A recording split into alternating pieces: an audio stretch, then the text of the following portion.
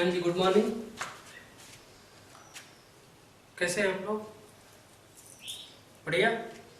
चलिए, हम लोग लास्ट क्लास में बेसिक चैप्टर की बात किए थे, एग्रीकल्चर इनकम हो गया। अभी हम बात करेंगे इनकम फ्रॉम सैलरी। किसी भी एसएससी के लिए 5 हेड होते हैं इनकम जनरेट करने के लिए। जब टोटल इनकम कंसीडर करते हैं तो कितने हेड होते हैं? 5। पहले हेड का नाम क्या है? Income from salary. दूसरे हेड का क्या नाम है? Income from house property. तीसरा इनकम फ्रॉम बिजनेस प्रोफेशन, और अगला आता है income from capital gain and other sources, है ना। इनकम फ्रॉम बिजनेस प्रोफेशन को basically profit and gain of income business of profession कहते हैं, पीजीबीपी कहते हैं। क्लियर है? चलिए, तो हम पहले हेड की बात करेंगे और पहला हेड है इनकम फ्रॉम सैलरी। तो सैलरी में अब हमें क्या करना है ना, जो टोटल मेरे हाथ में इनकम कहीं से भी जनरेट होती है उस इनकम को डिवाइड करनी है कि ये इनकम इस हेड का इनकम है, ये इनकम इस हेड का इनकम है, ये इनकम इस हेड का इनकम है। पांचों हेड में अपने इनकम को डिवाइड करनी है ताकि पांचों हेड में जो गवर्नमेंट के द्वारा गाइडलाइंस रूल्स दी गई है या उनके द्वारा डायरेक्शंस मिलती है उसका हम बेनिफिट ले सकें। तो पांचों हेड के अलग अलग सिस्टम है, पांचों हेड के अलग अलग डिडक्शन मिलते हैं गवर्नमेंट से। तो सबसे पहले फर्स्ट ऑफ ऑल हमारे पास जो भी इनकम जनरेट होती है वो रखते तो एक जगह हैं, लेकिन बुक्स ऑफ अकाउंट बनाते समय मुझे उस अकाउंट को, उस अमाउंट को उस हेड में ट्रांसफर करना है। ठीक है, सैलरी को सैलरी हेड में, हाउस प्रॉपर्टी इनकम के हाउस प्रॉपर्टी इनकम में, ताकि हम सेट ऑफ कैरी फॉरवर्ड और लॉसेस को, तमाम तरह का जो गवर्नमेंट का प्रोविजन है उसको हम अप्लाई कर सकें। तो सबसे पहले हम बात करते हैं सैलरी को। तो सर कौन सी इनकम ऐसी है जो सैलरी है और कौन सी इनकम ऐसी है जो लगता तो सैलरी है लेकिन सैलरी नहीं होती। तो थियरी बहुत इंपॉर्टेंट रखता है। मैं बात करूं तो सैलरी का मतलब क्या होता है? जब कोई आदमी किसी के यहाँ काम करता है और काम करने के बाद जो उसे पैसा मिलता है उसे हम सैलरी कहते हैं। यानी आप कुछ उन्हें देंगे और वो आपको समथिंग रिटर्न, है ना, कंसिडरेशन। आप कुछ उन्हें देंगे और वो आपको कुछ देंगे। आपने श्रम दिया, उन्होंने पैसे दिए, है ना। आपने श्रम दिया, उन्होंने पैसे दिए, तो ये जो पैसा मिलता है उसे हम सैलरी कहते हैं। लेकिन सैलरी के लिए कुछ कंडीशन बनाई गई है। सैलरी तभी है, तभी सैलरी हेड में वो इनकम जाएगी जब एम्प्लॉयर और एम्प्लॉय का रिलेशन होगा। एम्प्लॉयर और एम्प्लॉय का रिलेशन होगा, आपको वही काम करने हैं जो एम्प्लॉयर ने बोला है, जो एम्प्लॉयर के मैनेजर ने बोला है, जो जिसके अंडर में आप काम कर रहे हैं उनके द्वारा दिए गए इंस्ट्रक्शन को फॉलो करने के बाद आपको वर्क डन करनी है और वर्क डन करने के बाद आपको उससे रेम्युनरेशन लेनी है और सारी रेम्युनरेशन आपकी सैलरी हेड में टैक्सेबल हो जाती है।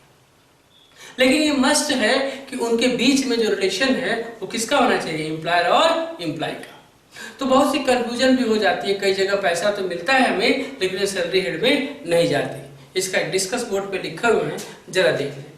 लिखा सबसे पहले वर्ड सैलरी, चैप्टर पढ़ रहे हैं, relation of the receiver with the payer. इन यहाँ रिसीवर और पेयर की बात होगी। यहाँ रिसीवर और पेयर तो लिख दिया है देने वाला और पाने वाला, लेकिन देने और पाने वाले के साथ साथ एम्प्लॉयर और एम्प्लॉय का रिलेशन मस्ट है। जरा देखिएगा, income under the head salary, income under the head salary, salary के हेड में जाएगा। Is it taxable only if there is employer and employee, मालिक और कर्मचारी का रिलेशन होगा, ओनर और एम्प्लॉय का रिलेशन होगा, एम्प्लॉयर और एम्प्लॉय का रिलेशन होगा, तभी ये सैलरी हेड में जाएगा। रिलेशन बिटवीन पेयर एंड पेई, पेयर और पेई, पाने और पाने वाला और देने वाला, इन दोनों के बीच में रिलेशन जो होगा किसका होगा? एम्प्लॉयर एंड एम्प्लॉय का। एम्प्लॉयर एंड एम्प्लॉय का रिलेशन होगा तभी इनका इनकम सैलरी हेड में जाएगा, अदरवाइज नहीं जाएगा। आगे आते हैं, है ना। And this relation should be exist only if there is control over the method of doing the work of the person। जो पर्सन काम कर रहा है वो एम्प्लॉयर के इंस्ट्रक्शन पे काम कर रहा है, उनके द्वारा बताई गई बातों को, उनके द्वारा बताए गए रूल्स को अप्लाई करके, उनके द्वारा इंस्ट्रक्शन जो दी गई, जो काम को सौंपते हैं उसी काम को आप कर रहे हैं, तभी जाके एम्प्लॉयर एम्प्लॉय का रिलेशन होगा। मर्द जी नहीं काम करते हैं। क्लियर? जब आप किसी के अंडर में काम करते हैं तो उन्हीं के इंस्ट्रक्शन को फॉलो करते हैं, अपने मन का काम नहीं करते। आगे चलते हैं, लिखा है few common examples when there is no control of payer over pay। कभी कभी कुछ ऐसे एग्जाम्पल मैं बता रहा हूं कि पैसा तो मिलता है, कोई देता है कोई पाता है, रिसीवर और पेई होता है, लेकिन यहाँ एम्प्लॉयर का कंट्रोल एम्प्लॉय पर नहीं चलता है। एम्प्लॉयर का कंट्रोल एम्प्लॉय पे नहीं चलता, यानी जब एम्प्लॉयर का कंट्रोल ही नहीं चलेगा, एम्प्लॉयर का इंस्ट्रक्शन ही एम्प्लॉय नहीं फॉलो करेगा, तो ये सैलरी हेड में जाएगा ही नहीं। क्योंकि इसके साथ एम्प्लॉय होने के साथ साथ ये बात जरूर है कि एम्प्लॉयर का इंस्ट्रक्शन सारा कौन फॉलो करे, एम्प्लॉय फॉलो करे। क्लियर? तो कुछ चीजें ऐसी हैं जो लगती हैं सैलरी है नहीं, वो मैं नीचे लिखा हूं। देखिए, पार्टनर ऑफ अ फर्म, अगर कोई फर्म का पार्टनर है ना, फर्म का पार्टनर है तो वह ओनर है या एम्प्लॉय है? नहीं सर, वो तो ओनर है, वो साझेदार है। एक सोल प्रोप्राइटर अकेले ए काम करता तो ओनर हो जाता, बी के साथ मिलकर काम कर रहे हैं तो ओनर की संख्या कितनी? ए और बी। ए ना बी का एम्प्लॉय है ना बी ए का एम्प्लॉय, ये दोनों मिलकर साथ काम कर रहे हैं, दोनों ओनर हैं, ए और बी है ना। सी भी मिल जाता तो तीनों ओनर हैं। अब इसको पैसा, सर ये बताइए, ए बी को पैसा नहीं मिल रहा है, सी को क्यों सैलरी मिल रही है? हो सकता है सी एक्टिव पार्टनर हो सकता है सी ज्यादा काबिल हो सकता है सी के पास एक्स्ट्रा टैलेंट हो। इन दोनों के एग्रीमेंट के हिसाब से सी को मिलता है, तो ये दोनों देते हैं, ये दोनों नहीं देते हैं, ये तीनों देते हैं। वो फॉर्म से काटी जाती है, ठीक है ना, वो फॉर्म से पैसे काटे जाते हैं, किसी ए और बी के खाते से पैसे नहीं काटे जाते। क्लियर? तो वो जो है सैलरी हेड में नहीं जाएगा, क्योंकि यहाँ ओनर का रिलेशनशिप नहीं है, ये सब ओनर है, सारे पार्टनर ओनर होते हैं, इसमें कोई ओनरशिप के रिलेशंस नहीं। आगे, अगर उन्हें बोनस मिलता है, कमीशन मिलता है, जो भी पार्टनर साझेदारी में पार्टनर्स को मिलता है, ये ओनर को मिल रहा है, फर्म ओनर को दे रही है, ओनर ही वो पैसा ले रहा है वहां से। एम्प्लॉयर और एम्प्लॉय का रिलेशन न होने की वजह से ये सैलरी हेड में टैक्सेबल नहीं होता है। आगे आते हैं, directors who is not employ. अगर डायरेक्टर को कोई कमीशन वगैरह कुछ मिल जाता है, डायरेक्टर को कोई रेम्युनरेशन मिल जाता है, तो डायरेक्टर एम्प्लॉय नहीं होता, डायरेक्टर एम्प्लॉय नहीं होता। अब कहते हैं डायरेक्टर की फीस चली गई सैलरी हेड में, कतई नहीं, डायरेक्टर की फीस सैलरी हेड में नहीं जाएगी, ये सैलरी हेड का पोर्शन नहीं। कहाँ का है आगे लिखा हूं और समझा दूंगा। आगे, मेंबर्स ऑफ पार्लियामेंट, जो मेंबर ऑफ पार्लियामेंट हैं, मान लीजिए अभी हमारे गोरखपुर के जो सांसद है, मान लीजिए कौन है भाई, रवि किशन शुक्ला जी। तो रवि किशन शुक्ला जी को कुछ सैलरी मिलती है क्या? जी, रवि किशन शुक्ला जी को गवर्नमेंट के द्वारा सैलरी मिलती है।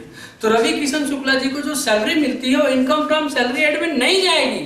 क्यों सैलरी हेड में नहीं जाएगी? Because he is not employ, वो एम्प्लॉय नहीं है, जो मेंबर ऑफ पार्लियामेंट, वो पार्लियामेंट के कौन है? मेंबर है। अब पार्लियामेंट के मेंबर को जो सैलरी मिलती है वो सैलरी हेड में टैक्सेबल नहीं जाएगी, क्योंकि गवर्नमेंट और एमपी एमएलए इनके बीच में जो रिलेशन होता है वह मेंबर्स का होता है, न कि एम्प्लॉयर और एम्प्लॉय का होता है। क्लियर है? आगे मैंने बोर्ड पे लिखा हुआ है गेस्ट लेक्चर एटीसी। कभी कभी ना प्रोफेसर गेस्ट लेक्चर्स के लिए कहीं चले जाते हैं, तो वो जो है गेस्ट लेक्चर्स के लिए जाते हैं, वहाँ एम्प्लॉय नहीं होते, वहाँ एम्प्लॉय नहीं होते। एम्प्लॉय न होने की वजह से, एम्प्लॉय एम्प्लॉय रिलेशन न होने की वजह से इनका इनकम सैलरी हेड में ट्रांसफर नहीं होगा। आगे मैं लिखा हूँ, all the cases income of the receiver is not taxable under the head salary। ये सारे केस में सैलरी हेड में टैक्सेबल नहीं होगा। ये सारा जो केस लिखा है ना, ये सारे हेड जो सारी चीजें पॉइंट्स हैं, ये सैलरी हेड में टैक्सेबल नहीं होंगे। आगे लिखा है टैक्सेबल ऑफ सैलरी। अब इसमें मैं पॉइंट्स बना रखा हूं कि कौन सा दिखता तो है सैलरी की तरह, लगता तो है कि सैलरी हेड में जाएगा, लेकिन कौन सैलरी में जाता है और कौन सैलरी में नहीं जाता। सर इतनी बकबक क्यों कर रहे हैं? जब थ्योरी आ जाती है लिखने के लिए ना एग्जाम में 20 मार्क्स का, तो मैं क्या लिखूंगा? इन्हीं सब पॉइंट्स को टू द पॉइंट में एग्जाम में लिखूंगा, मुझे मार्क्स अच्छे मिलेंगे, नॉलेज हमारी अच्छी है। ठीक है, चलिए आगे। तो taxable of salary, wages of worker. अब बताना है कि अगर किसी वर्कर को वेजेज मिलता है तो क्या वो सैलरी हेड में जाएगा या सैलरी हेड में नहीं जाएगा? देखिए दो चीज होती है, काम करने के बाद जो मुझे रेम्युनरेशन मिलती है वो कुछ सम कंडीशन से क्या है जानते हैं? मैं बताता हूं। अगर मैं किसी ऑफिस वर्क में करता हूं, अगर मैं कहीं ऑफिस में काम करता हूं तो मुझे सैलरी मिलती है, लेकिन यही कहीं मैं प्रोडक्टिव वर्क करता हूं, किसी फैक्ट्री में काम करता हूं, प्रोडक्टिव वर्क करता हूं, तो वो वेजेज में चला जाता है।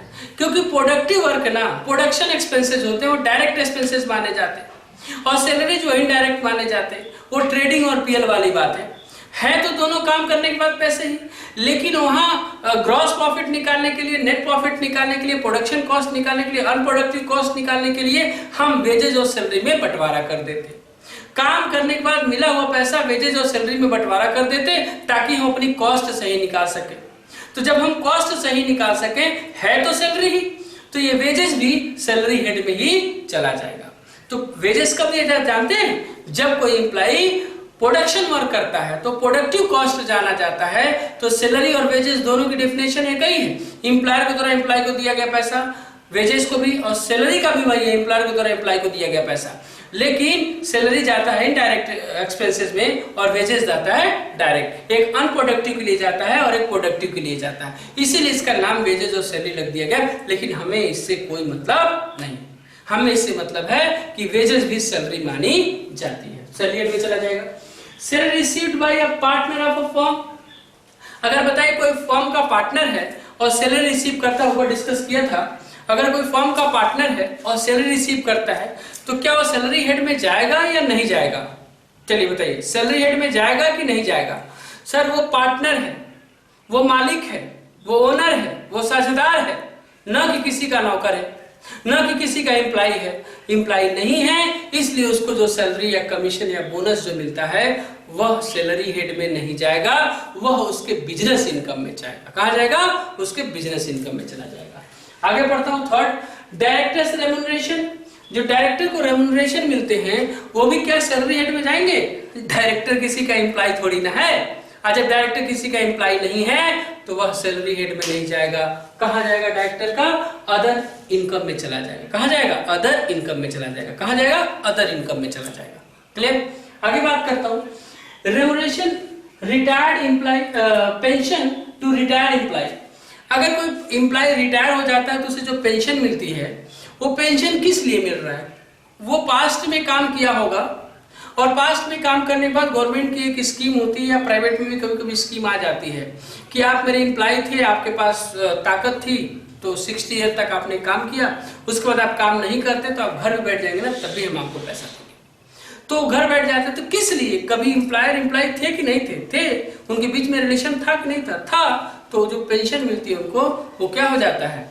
वो जो हो जाता है कहाँ चला जाता है? सैलरी हेड में चला जाता है। लेकिन यही मान लीजिए कि एम्प्लॉय है एक्स और एक्स डेथ कर जाता है, अब उसका लीगल रिप्रेजेंटेटिव या तो उसका उसकी विडो माने उसकी विधवा, या तो उसका लीगल रिप्रेजेंटेटिव उसका बच्चा, अगर उनको माइनर हो तो मिलता है, अगर उनको या उनके गार्जियन को इस तरह का कोई भी उनको पेंशन दिया जाता है ना, उनके मरने के बाद उनके घर वालों को अगर कोई पेंशन दिया जाता है, तो मान लीजिए उनको विडो पाती है पेंशन, तो क्या विडो उनकी कभी एम्प्लॉय थी?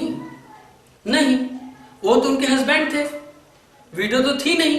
तो विडो को जो मिलेगा वो इनकम फ्रॉम सैलरी में नहीं जाएगा, क्योंकि ये जो पैसे पा रही हैं वो अपने हस्बैंड के बिहाफ पे पा रही हैं, न कि अपने कभी एम्प्लॉय थी। तो वो जो पैसा जाएगा वो अदर सोर्सेज में चला जाएगा। तो मैंने लिखा है pension to legal heir of the deceased employee. अगर डिजीज मरे हुए एम्प्लॉय का पैसा पेंशन अगर उनके घर वालों को मिलता है तो कहाँ जाएगा? अदर सोर्सेज में चला जाएगा। क्लियर? आगे आते हैं। Remuneration to the MP MLA, ऊपर भी ये डिस्कस किया था। एमपी और एमएलए को मिलता है तो इनकम फ्रॉम सैलरी में नहीं जाएगा, ये कहाँ चला जाएगा? अदर सोर्सेज में। तो ये नोट्स भी बना लीजिएगा, इसमें जो डाउट है पूछ भी लीजिएगा। सर बहुत तेज तो नहीं है, इजी बताया। क्लियर? जल्दी कॉपी करिए, अगली बात बताऊंगा। हाँ जी, देखें अब हम यहाँ बात करते हैं एम्प्लॉय इंक्लूड्स की, ठीक है ना? एम्प्लॉय इंक्लूड्स, अब कौन कौन सा एम्प्लॉय इसमें इंक्लूड्स होता है जरा देखें। एम्प्लॉयर इंक्लूड्स, सॉरी एम्प्लॉय नहीं, एम्प्लॉयर कौन सा इंक्लूड्स होता है? कौन कौन से एम्प्लॉयर की? तो एम्प्लॉयर की 3 कैटेगरी बांटी, फार्मर, प्रेजेंट और प्रोस्पेक्टिव एम्प्लॉयर। फार्मर का मतलब है कि जो पुराना हमारा एम्प्लॉयर है, ये बताइए जो हमको पेंशन मिलता है वो कैसा एम्प्लॉय है? अभी प्रेजेंट में मेरा ओनर है कि पास्ट में ओनर था, आज मुझे पेंशन मिल रही है। पास्ट में ओनर था, आज मुझे पेंशन मिल रही है, तो ये भी कहाँ जाएगा? सैलरी हेड में। प्रेजेंट एम्प्लॉयर, अरे भाई मेरा आज का ओनर है, मैं ही उसका एम्प्लॉय हूँ, एम्प्लॉयर एम्प्लॉय का रिलेशन है, सैलरी हेड होगा। आगे लिखा है प्रोस्पेक्टिव एम्प्लॉयर। यानी जो फ्यूचर में आपको एम्प्लॉयर आपका होगा।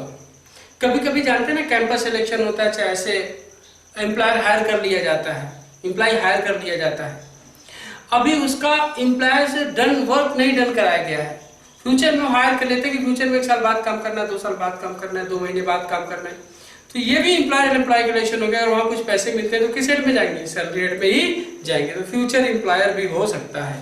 तो एम्प्लॉयर कितने तरह के, अब एग्जाम में आएगा तो मैं लिखूंगा ना पॉइंट्स में, एम्प्लॉयर कितने तरह के, एक होता है पास्ट, एक प्रेजेंट और एक फ्यूचर। क्लियर? आगे देखिएगा, मोर देन वन एम्प्लॉयर, अगर किसी एम्प्लॉय के एक से अधिक एम्प्लॉयर है तो क्या करूंगा।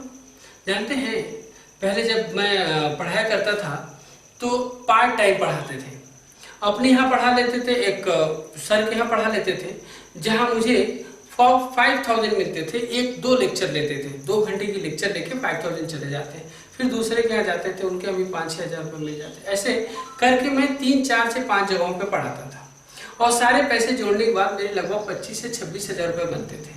अब बताइए मेरी सैलरी केवल एक सर के है जो 5000 बनी वो, बाकी जो सब मिला के बनी वो, जो सब मिला के बना तो मेरा 25-26,000। अगर मुझसे पूछ जाती आपकी सैलरी कितनी है तो मैं एक ओनर के यहाँ की सैलरी बताता कि सबके यहाँ जोड़ के बताता, सबके यहाँ ऐड करके बताता। तो अगर कोई पार्ट टाइमर है ना तो इनके यहाँ भी कर लेता है, वहां भी कर लेता है, वहां भी देख लेता है।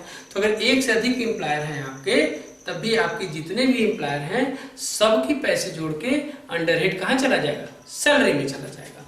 तो जरा देखिए लिखा है कि salary from each sources, each sources मतलब चाहे मिस्टर ए के यहाँ से पैसे पाए, चाहे मिस्टर बी के यहाँ से या मिस्टर सी के यहाँ से, is taxable under the head salary, किस हेड में जाता है, सैलरी हेड में चला जाता है। क्लियर?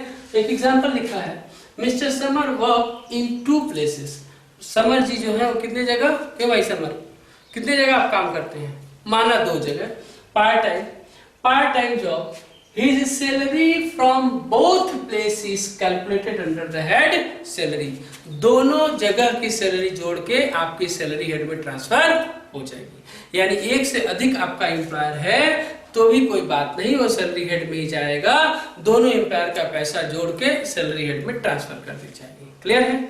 आगे आता हूं, basis of charges, salary taxable on receipt or due basis whichever is earlier, ये बड़ा इंपॉर्टेंट है। सैलरी का न्यूमेरिकल जब लगाएंगे ना तो इसके बिना एक लाइन भी हम घसक ही नहीं चलते सकते। तो जरा देखें क्या लिखा है, सैलरी इज टैक्सेबल, सैलरी जो टैक्सेबल होगा ऑन रिसीप्ट, ये लाइन रिसीप्ट आर ड्यू, एक होता है जो मिल चुका है या बाकी है, मिल चुका है या बाकी है। मान लीजिए 1 तारीख के मिलने की डेट है तो ड्यू डेट क्या है, 1 तारीख, हो सकता है हमको 25 को मिल गया हो और रसीद कब मिल गई, 25 को, हो सकता है मिलने की डेट 1 हो और मुझे 7 तारीख को सैलरी मिली हो किसी रीजन से, तो मिलने की तारीख 1 था और मिला कब, 7 तारीख, ड्यू डेट 1 हो गई या मिली कब, 7 तारीख। तो आगे देखें, विच एवर इज अर्लियर, तो रिसीप्ट जब आप पाते हैं, प्राप्त करते हैं तब, और जब आपको पाना था, इन दोनों डेट में जो पहले हो जाएगा, यानी 1 तारीख को मिलना था, 7 को मिला, 1 तारीख मानी जाएगी, ठीक है ना। और अगर 7 को 1 तारीख को मिलना था, 25 तारीख को मिल गया तो 25 तारीख मानी जाएगी। तो हो गया कि इन दोनों में जो अर्लियर, जो पहले आता है, उसी बेसिस पे आपकी सैलरी टैक्सेबल की जाती है, सैलरी में टैक्सेबल हो जाता है। क्लियर? चलिए आगे, salary due or received in foreign currency. भाई एक बात जानते हैं कि मान लीजिए मैं फॉरेन करेंसी में सैलरी रिसीव कर रहा हूँ तो गवर्नमेंट मेरी डॉलर में बात करेगी, US dollar, American dollar, dollar में बात करेगी कि एनसी नेपाली करेंसी में बात करेगी। हमारी गवर्नमेंट कहेगी मैं डॉलर नहीं जानता, मैं अमेरिकन करेंसी नहीं जानता, मैं नेपाल करेंसी नहीं जानता। आपको क्या करनी है, फर्स्ट ऑफ ऑल अपने नेपाल करेंसी, जो भी विदेशी फॉरेन करेंसी है आपकी, आप इंडियन रुपीज में कन्वर्ट करो। इंडियन में पैसे किस में मापे जाते हैं, रुपीज में। क्लियर? तो रुपीज में कन्वर्ट करो, तो उस पैसे को मुझे फर्स्ट ऑफ ऑल रुपीज में कन्वर्ट करना पड़ेगा। जो बच्चा ब्रांच पढ़ा होगा उसमें ब्रांच में बहुत बढ़िया से बीकॉम फर्स्ट ईयर में जो ब्रांच है उसमें बताया गया है कि जब फॉरेन ब्रांच होती है तो उसके पैसे कैसे कैसे ट्रांसफर किए जाते हैं। वो सारे रूल्स मुझे अभी यहाँ नहीं देखने, क्लियर, बहुत ब्रॉड हो जाएगा। बस इतना बता दूं कि सबसे पहले फॉरेन करेंसी को इंडियन करेंसी में क्या करनी पड़ती है, ट्रांसफर करनी पड़ती है। फॉरेन करेंसी जहां की भी हो, चाहे वो डॉलर में हो, चाहे दिनार में हो, चाहे रियाल में हो, चाहे वो क्या बोलते हैं यूएस डॉलर हो, अमेरिकन डॉलर हो, नेपाली करेंसी, कोई भी करेंसी हो, पहले मुझे इंडियन करेंसी में कन्वर्ट करना पड़ेगा। तो जरा यहाँ देखें, हम लिखे हैं कि if the salary is earned in foreign currency it will be converted into rupees। अगर फॉरेन करेंसी में आप पाते हैं सैलरी तो सबसे पहले आपको इंडियन रुपीस में क्या करना पड़ेगा, कन्वर्ट करना पड़ेगा। क्लियर है ना। आगे मैं बढ़ता हूँ, आगे लिखा है कन्वर्जन रेट। तो इनका कन्वर्जन रेट क्या होगा, ये कन्वर्जन रेट ना बहुत थोड़ा सा कब कौन सा रेट लेते हैं ये थोड़ा डिफिकल्ट होता है, बट सैलरी में कन्वर्जन रेट लिखा हुआ है, जरा देखें। TT buying rate on specified rate. ये टीटी बाइंग क्या है सर, ये टीटी क्या है, टीटी टीटी मतलब वो वाला ना ट्रेन वाला टीटी नहीं, जरा देखें टीटी क्या है। ये होता है telegraphic transfer buying rate, telegraphic transfer buying rate, telegraphic transfer buying rate. तो टेलीग्राफर ट्रांसफर बाइंग रेट चलता है और स्पेसिफिक जो डेट दी गई है last date of month immediately, last date of month इसकी स्पेसिफिक डेट दी गई है। क्लियर है। तो ये आपको बताया सैलरी की और ही पोर्शंस। आप जल्दी कॉपी करें, मैं अगली लाइन को लिखा हूं।